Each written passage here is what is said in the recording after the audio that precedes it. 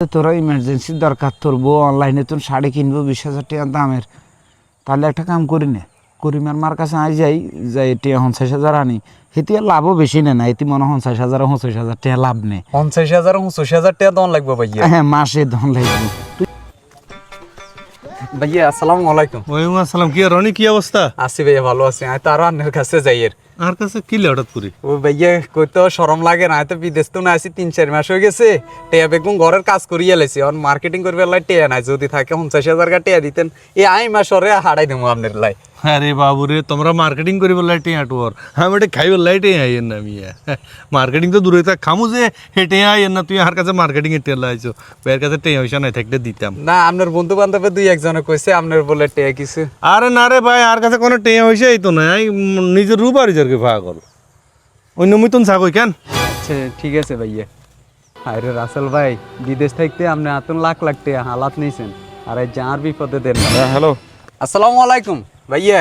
ওয়ালাইকুম সালাম। কি আর কি অবস্থা, ভালো আছো? আছি ভালো আছি। কোন দিন আইছেন?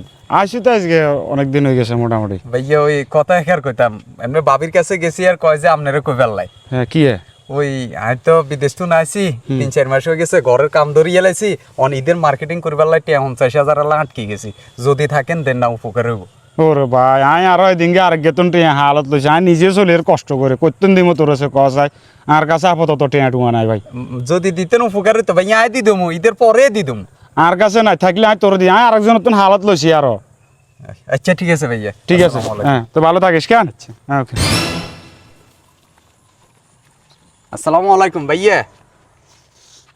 কি কবি নি ভাইয়া আপনার লগে একার কথা আছিল। কসা?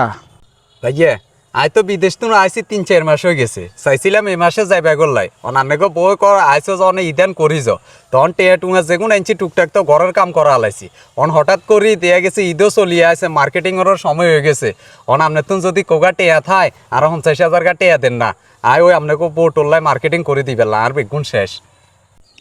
তুই কোনো হাগল হয়ে গেছে তুই ভাই, আর কাছে যদি 50,000 টাকা থাকতো, আর লুঙ্গি হিন্দি সাদা কিনছি জায়গার দিকে গামছা একখান আমরা কান্দের পরে হালাই দিয়ে রাস্তা রাস্তা হিটটার নি, ওই তো আর হেলিকপ্টার থাকতো, নো একখান আমরা রোজ জিক্সার বাইক থাকতো, এখানে না ঘুরে গাড়ি করতাম, আর কাছে টিয়া হইসা না রে ভাই।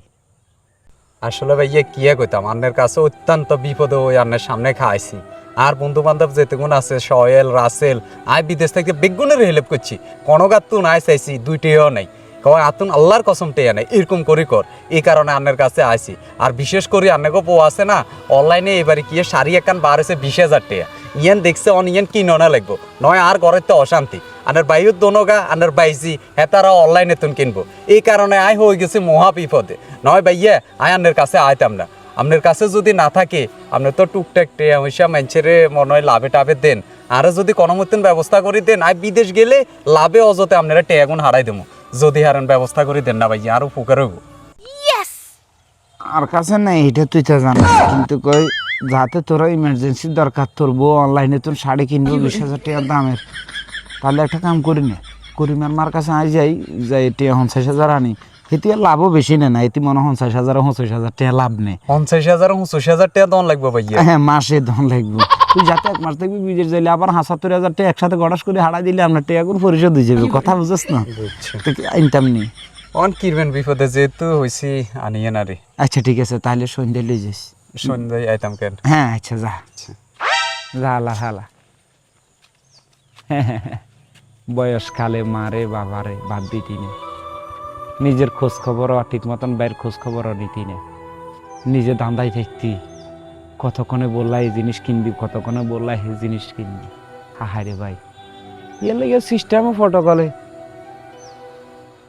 3,000 টাকা লাভ 50,000 চলে গেছে 50,000, এটা রে।